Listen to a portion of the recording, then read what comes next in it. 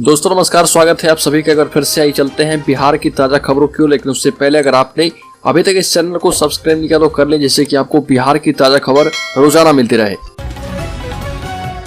पहली और बड़ी खबर, बिहार में अगर फिर से विधानसभा का उपचुनाव होना है। मोकामा और गोपालगंज उपचुनाव के नतीजे आने के बाद अब कुढ़नी विधानसभा सीट पर चुनाव होने जा रहा। कुढ़नी विधानसभा की सीट पर चुनाव जो है बहुत ही दिलचस्प होती जा रही है। इस सीट से विकासशील इंसान पार्टी यानी वीआईपी के नीलाभ कुमार को उम्मीदवार घोषित किया गया है।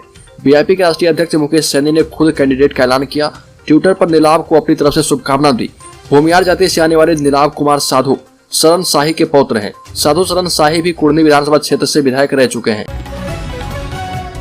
अगली खबर, बिहार सरकार के मंत्रियों ने केंद्र सरकार पर लगातार हकमारी और सहयोग नहीं करने का आरोप लगाते रहे और इसी बीच खाद्य आपूर्ति मंत्री लेसी सिंह ने कहा कि केंद्र बिहार के साथ सौतेला व्यवहार कर रहा।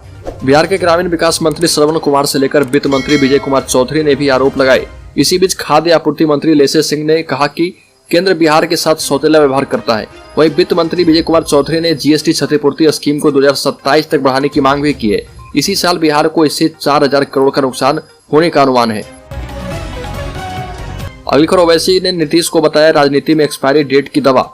एक टीवी चैनल के कार्यक्रम में असदुद्दीन ओवैसी ने कहा कि गोपालगंज का उपचुनाव लड़कर उन्होंने एकदम सही काम किया। गोपालगंज में जिन लोगों ने उनके उम्मीदवार को वोट दिया है वो उन्हें सलाम करते हैं। असदुद्दीन ओवैसी ने कहा कि नीतीश कुमार तो खत्म हो चुके हैं, उनकी राजनीति में कुछ रहा नहीं। राहुल गांधी पीएम बनने के लायक नहीं है। राहुल गांधी में अगर इतनी ताकत है तो वो अमेठी का चुनाव जीतकर दिखा दें। इसके साथ ही ओवैसी ने कहा कि हमने बिहार में 4 साल मेहनत करके लोगों को अपने पक्ष में गोलबंद किया था, जिन्हें कोई जानता तक नहीं था, उन्हें टिकट दिया।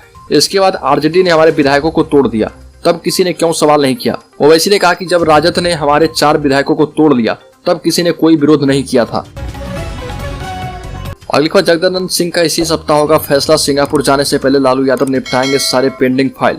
राजद के प्रदेश अध्यक्ष पर जगदानंद सिंह बने रहेंगे या फिर किसी और को इसकी जिम्मेदारी दी जाएगी, इस पर अंतिम फैसला इसी सप्ताह हो जाने की उम्मीद है। सिंगापुर जाने से पहले राजद सुप्रीमो लालू प्रसाद यादव पार्टी से संबंधित सभी पेंडिंग फाइल को निपटाकर ले जाना चाहते हैं।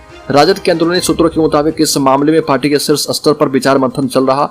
दरअसल राजद में प्रदेश अध्यक्ष को लेकर ऊहापोह की स्थिति होने से ना तो प्रदेश कार्यकारिणी गठन हो पा रहा और न ही संगठन की गतिविधियां प्रभावी तौर पर आगे बढ़ पा रही है। ऐसे में राजद सुप्रीमो लालू प्रसाद यादव और तेजस्वी यादव को निर्णय लेना जरूरी हो गया है।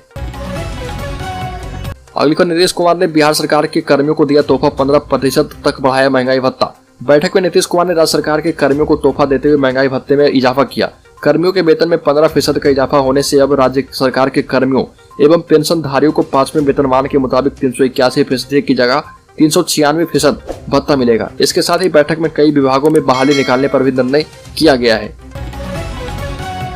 अगली खबर, अमेरिका की तरह बिहार में बनेगी सड़कें, नितिन गडकरी ने किया दावा। केंद्रीय मंत्री नितिन गडकरी ने दावा किया कि वर्ष 2024 तक बिहार की सड़कें अमेरिका की तरह बन जाएगी। नितिन गडकरी ने इस दावे के बाद बिहार में विकास को लेकर एक नई बहस शुरू हो गई है। संभवतः पहली बार इस मुद्दे पर पक्ष विपक्ष की सहमति बनी है। दोनों ने एक दूसरे पर भरोसा जताया।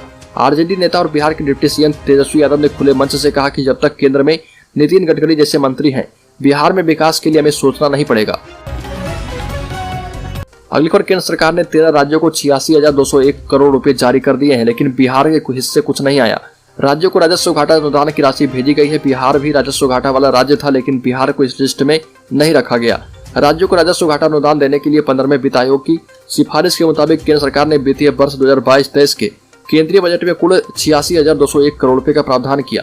अनुदान की राशि राज्यों को 12 समान मासिक किस्तों में जारी की जाएगी। वर्ष 2022-23 के लिए अभी तक कुल 8 किस्त जारी की जा चुकी है। मंत्रालय ने पिछले सप्ताह 13 राज्यों को 7,183 करोड़ रुपए राजस्व घाटा अनुदान की 8वीं किस्त जारी की थी, लेकिन इसमें बिहार को फायदा नहीं मिलेगा। अगली खबर, बिहार के हाई स्कूलों में प्रधानाचार्य बहाली प्रक्रिया होगी सरल, नए फॉर्मूले से भरे जाएंगे पद। सरकारी स्कूलों के प्रधानाचार्यों की बहाली प्रक्रिया सरल होगी।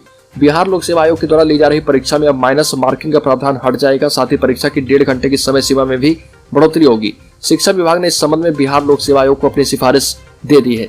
विभाग के प्रस्ताव को बिहार लोक सेवा आयोग ने मान लिया तो अगले महीने होने वाली प्रधानाचार्य की नियुक्ति परीक्षा में गलत उत्तरों के लिए नंबर नहीं काटे जाएंगे। साथ ही परीक्षार्थियों को 1.5 घंटे से अधिक समय मिल पाएगा।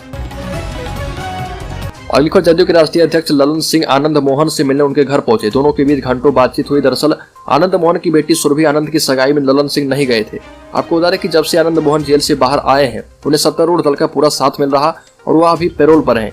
20 नवंबर को उनका पैरोल खत्म हो रहा और इससे पहले ललन सिंह ने उनसे जाकर मुलाकात की। अगली खबर, बिहार के प्राथमिक, माध्यमिक और उच्च माध्यमिक स्कूलों को बिहार शिक्षा परियोजना परिषद की तरफ से आदेश जारी किया गया है। आदेश के मुताबिक अब सरकारी सभी स्कूलों में कार्यरत सभी शिक्षकों की रंगीन तस्वीर फ्लैक्स बोर्ड पर लगाना होगा। हालांकि आदेश पहले से ही जारी किया गया है, लेकिन जांच के बाद देखा गया कि ऐसा बहुत कम विद्यालय में हो पाया है और इसलिए अब इस कार्य को अनिवार्य रूप से करना होगा। अब इसमें लापरवाही होने पर जिला शिक्षा अधिकारी और उस विद्यालय के प्रिंसिपल दोषी माने जाएंगे। इसके आदेश की कॉपी बिहार के सभी जिलों के शिक्षा पदाधिकारियों को भेज दी गई है। अगली खबर, बिहार में अब डीजल पेट्रोल की तरह बढ़ेगी घटेगी बिजली की दर, उपभोक्ताओं की जेब पर पड़ेगा असर। अब कोयले की कीमत तय करेगी कि बिजली की दर किस महीने घटेगी और किस महीने बढ़ेगी। आयातित कोयले की दर महंगी होने की वजह से बिजली उत्पादन करने वाली कंपनियों से महंगी बिजली मिल रही। बिजली उत्पादन कंपनी को 10% आयातित कोयले का इस्तेमाल किए जाने की अनिवार्यता है। इस वजह से बिहार की बिजली वितरण कंपनियों ने यह तय किया कि बिजली क्रय पर जो अतिरिक्त राशि लग रही वो बिजली का उपभोग कर रहे उपभोक्ताओं पर ट्रांसफर किया जाएगा। पेट्रोल एवं डीजल की कीमत की तरह बिजली की भाव भी बढ़ेगी और घटेगी। अगली खबर, नरेंद्र मोदी के अनुमान की एनडीए में होगी वापसी। चिराग पासवान ने कहा कि प्रधानमंत्री से मिलकर करूंगा घोषणा। बिहार विधानसभा चुनाव के दौरान चिराग पासवान का एक बयान खूब चर्चा में आया था और उन्होंने कहा था कि मुझे प्रधानमंत्री की तस्वीर के इस्तेमाल की जरूरत नहीं है, मैं उनका हनुमान हूँ। मेरे दिल में पीएम की तस्वीर बसती है, किसी दिन होगा तो छाती चीरकर भी दिखा दूंगा। लोक जनशक्ति पार्टी के अध्यक्ष एवं जमुई के सांसद चिराग पासवान ने कहा कि वो जल्द ही प्रधानमंत्री मोदी से मिलकर राष्ट्रीय जनतांत्रिक गठबंधन में शामिल होने की औपचारिक घोषणा करेंगे। जमुई सांसद ने कहा कि वर्तमान में राज्य की माली हालात किसी से छिपी नहीं है, इसके लिए जिम्मेदार खुद मुख्यमंत्री नीतीश कुमार है। प्रदेश में हत्या, लूट और दुष्कर्म की घटनाओं में वृद्धि हुई है, लेकिन सरकार को इससे कोई फर्क नहीं पड़ रहा। अगली बार कुड़नी विधानसभा उपचुनाव में गठबंधन को टक्कर देने के लिए भाजपा ने कमर कस ली है। पार्टी ने वैश्य समाज से आने वाले केदार गुप्ता को प्रत्याशी बनाने के साथ ही पूरे चुनाव प्रबंधन की कमान विधान परिषद में प्रतिपक्ष के नेता सम्राट चौधरी को सौंप दी है। साथ ही चौधरी के नेतृत्व में ही उपचुनाव लड़ने का ऐलान किया गया है। चौधरी कुशवाहा समुदाय से आते हैं, ऐसे में गठबंधन के कुशवाहा प्रत्याशी को शिकस्त देने के लिए भाजपा ने यह रणनीति तय की। अहम यह है कि सम्राट चौधरी के लिए समाज को साधने की जिम्मेदारी बड़ी चुनौती है। इसके अलावा सामाजिक स्तर पर समुदाय विशेष को साधने के लिए प्रदेश संगठन से भी अलग अलग नेताओं को जिम्मेदारी सौंपी गई है।